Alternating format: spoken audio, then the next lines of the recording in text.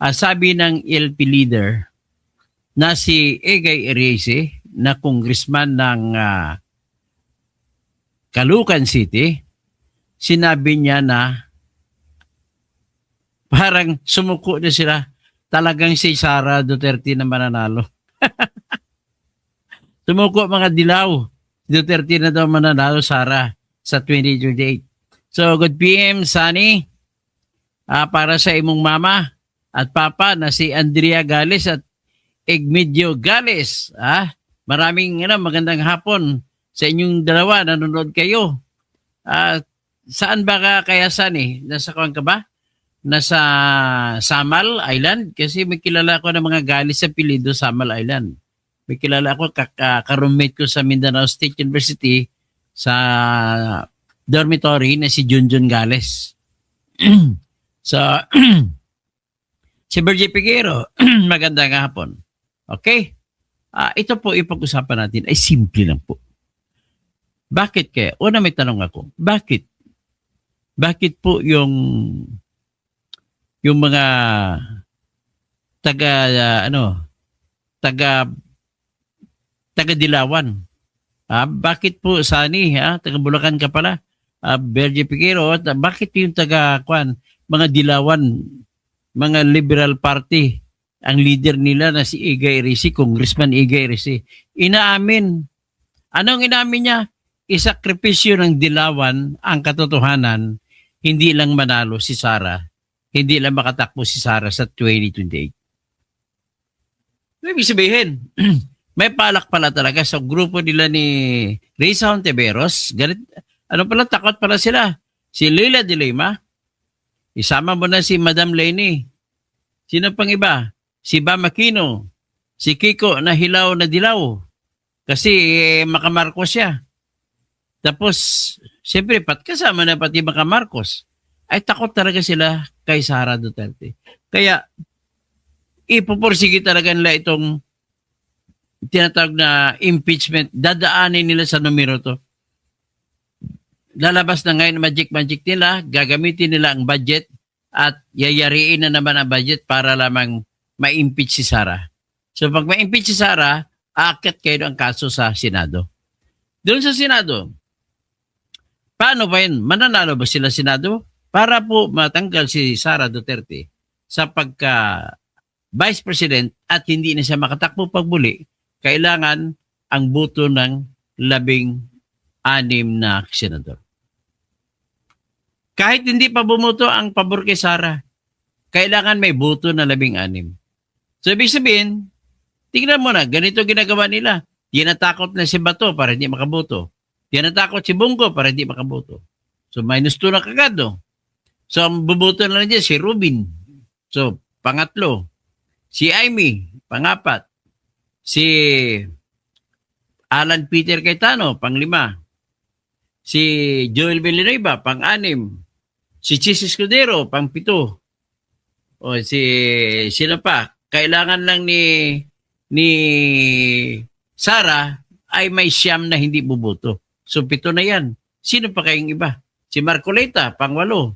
O isa na lang. Sino pang iba na hindi buboto laban kay Sara?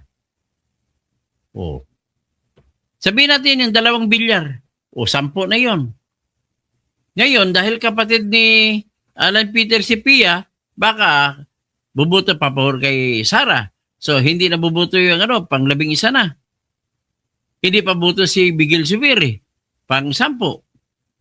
Pang-12. Wala.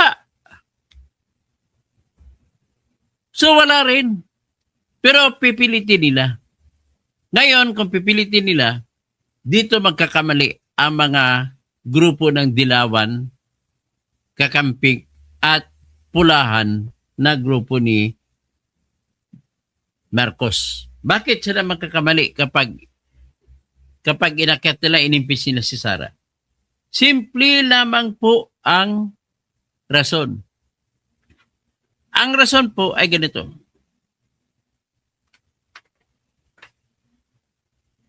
Kung i-impeach si Sara, mapipilitan ngayon ang tinatawag na trial. So kung magkaroon ng trial, araw-araw tututok ang tao sa trial. Araw-araw pag-usapan si Sara. Ngayon, ang problema nila, wala silang numero sa Senado. So kung kahit alam na nila wala silang ebidensya, desperado sila. Iakyat nila hanggang sa Senado ang kaso. Mismo si Erisi nagsasabi na talagang mismo sa grupo ng Dilaw, isakripisyo nila ang katotohanan, matanggal lamang si Sara sa 2028 election. Yan po ang ginagawa nila. So, ngayon, hindi pa pala bubuto si Bato, no? Ay, nabilang ko na. So, ngayon, ganun po mangyari. Ngayon, bakit naman sisikat si Sara kung araw-araw mapag-usapan? At hindi siya lalo matatalo? Libre na po ang kampanya ni Sara. Magiging libre na. Oh. Ada sino pa si GYC? Hindi lahat ng kausing makadidiis. For all you know, kumakampi na ako ngayon kay Digong kay Sara dahil sa tinatapakan ninyo po ang batas. Ha? Tinatapakan ninyo ang batas. Kaya, ano sinasabi mo, Marshall Silerio, hindi makalusot sa Senado? Kailangan nila ng boto na 16. 24 lamang ang senador. Kung bilang ko, 12 kay Sara na, hindi na makukuha. Hindi sila mananalo. Ganun lamang po kasimple, Marshall Silerio, maging mautak naman sana. Problema po sa iyo, ang utak mo, baba ng pag-unawa mo eh.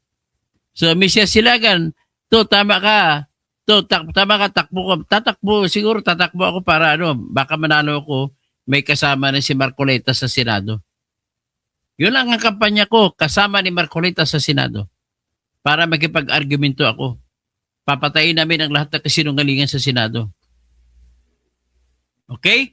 So, ganun lamang po yan kasimple. So, ulitin ko lang, kung idaan natin sa botohan sa House of Representatives, panalo ata sila. Mananalo sila. Pero, pag ang bumoto kay Sara sa House of Representatives, tandaan mo, isa lang ang ibig sabihin niyan bakit bumoto.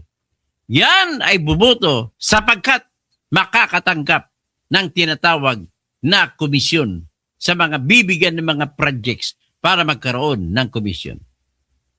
O, kayo mga congressmen, sigurado ako, pag-isipan ninyo kung bubuto kayo hindi, ikakampanya ko kayo ng todo laban sa inyo sa bawat distrito ninyo kung bubuto kayo sa impeachment. Isa lang ibig sabihin, kagaya ng nangyari sa 2025. Nung bumoto ng February 5, 2025, lahat po binigyan ng tag-minimum of 2 billion na flood control projects. Maliban pa sa binigay na AKAP, AX, na tag-25 million. So, nasa inyo yan kung gusto nyo bumoto. Sigurado ako, kapag ikaw ay congressman na nandun ka sa Mindanao, Visayas, hindi ka na mananalo ulit. Ganun lang po. Talagang ang mga DDS na botante, kahit tanggapin ng pera ninyo, hindi kayo buboto. Ganun lang ho kasimple. So, naniwala po ako na mananalo ang kahit na sinasabi ko nagwa-warning ako sa mga congressmen. Naniwala ako kasi kailangan nila minimum of 1/3 lamang. Anong 1/3 ng dami na congressmen? Sabi natin, hindi ko kabisado kayo kung ilan ngayon ang congressman. Sabi natin, how many members? How many congressmen are there now in 2026 in Philippines? Yan, para malaman natin kung ilang congressmen. Para makuha natin ang kwenta kung ilan ang 1/3. So, party list at saka district. 317. 317 divided by 3. So, ganitong taktika para madali ang pag-divide. 317 divided by 3. So, i-divide mo muna ng 300 sa 3. Mabilis lang, 100 sagot. Tapos 17 divided by 3, alanganin, di ba? So, kunin mo lang muna yung divisible by 3. 15 divided by 3, 5. Tapos may natira ng dalawa. Paano mo i-divide sa tatlo ang dalawa? Huwag mo na i-divide. Gawin mo na lang isa na lang yan. So 1 plus 5 is 6 plus 100, 106 members ng congressman dapat bubuto para may iakyat sa Senado ang impeachment laban kay Sara. Pero tandaan nyo, tandaan ninyo, Marshall Silerio, tandaan ninyo, takot bumuto ang congressman ng mga taga Visayas at taga Mindanao. Pero sa tingin ko, baka congressman sa Luzon, takot din. Ay nako. May istorbo sa akin eh. So anyway, yan po ang ating theory. So, sabi ba, akyat na. Pag umakyat, dadaan ngayon sa tinatawag na paglilitis. So, pero bago na mag-akyat lilitis, siyempre maghihiring sila sa committee. Kagaya ng ginawa kay BBM, sinortcut nila, pero ito kay Sara, hindi nila isi-shortcut yun. Kasi gusto nila i-presenta yung ebidensya. I-presenta lang ebidensya, pag-usapan. Anong ebidensya sa mga Merigles Piatos? Anong ebidensya doon sa kuno nag-hire, nag-press ko siya na nag-hire siya ng killer, ipapatay ko na si Marcos. Tapos, ipapalabas din nila yung namigay ng envelope na may lamang pera si Sara sa mga opisyal ng Department of Education. Ano pa? Hindi na kasi pwede tanggapin na kaso yung mga pangyayari na hindi pa sa vice presidente. So, ibig sabihin, yung akusasyon ni Trillanes na confidential fund niya nung siya ay mayor sa Davao ay hindi kasama. Kasi mayor pa lang siya sa Davao noon. Next is, yung sinasabi na deposito ko na sa mga bangko ay hindi pa vice mayor, hindi pa vice president si Sara, so hindi kasama yun. So, anong matitira? Ito lamang ang confidential fund na dilustay ko ni Sara at ang katwiran at ang depensa ang pruweba nila na nilustay ni Sara ay yung mga resibo ng mga Merigles Piatos. Mamaya pagbalikan natin, pag-usapan natin. At ang kasunod, so ano pang iba? At saka hindi daw pagpunta sa kongreso sa Quadcom o sa government committee, good government committee na ni Inday Sara. Ay, bakit kailangan pumunta dyan? Ano naman siya? Ano tawag dyan? Vice President Independent Body siya. Hindi siya obligado.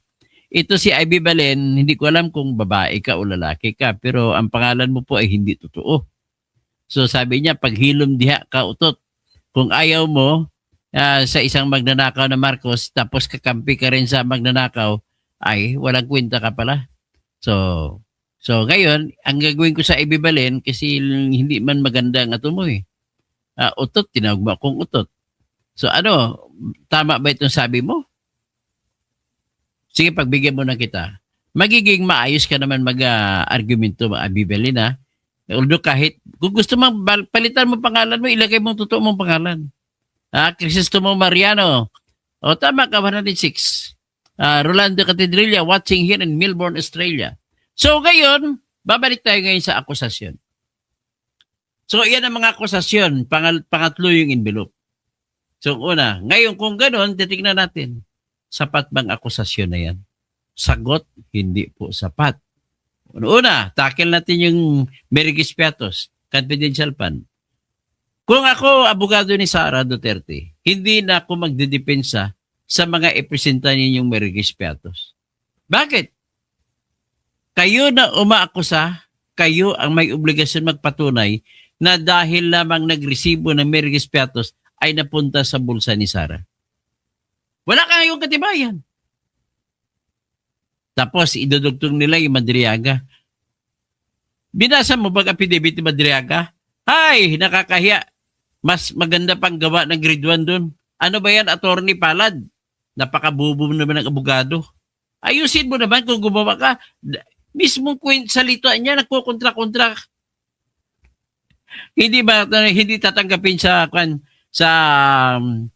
kahit yung sa pamakuan, hindi tatanggapin yung affidavit ni Madriaga. So mas matutumba. Next, bakit ko nasabi na hindi hindi pwedeng mapatunayan na nagnakaw si Sarah dahil lamang sa Mergis Piatos na mga resibo. Sapagkat po, ang confidential fund ay confidential, secret. So hindi mo pwede sabihin kung sino ang tumanggap na totoong pera.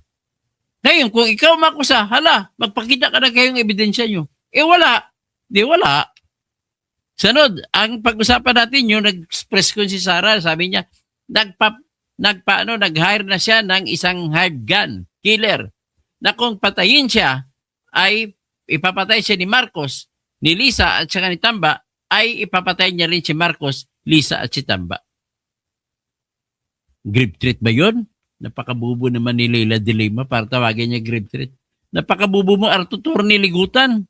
Na Atty. Dino de Leon. Atty. Sino ba yan? Si Barry.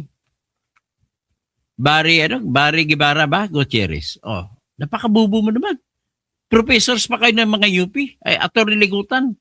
Ano na lang nangyari sa UP? Mga professor, mga bobo. Ay, nako. Wala pong grave threat doon. Ang grave threat po kasi ganito. Parang hold up yan. Give me your money or I will kill you. Pero pang hold up, pure money.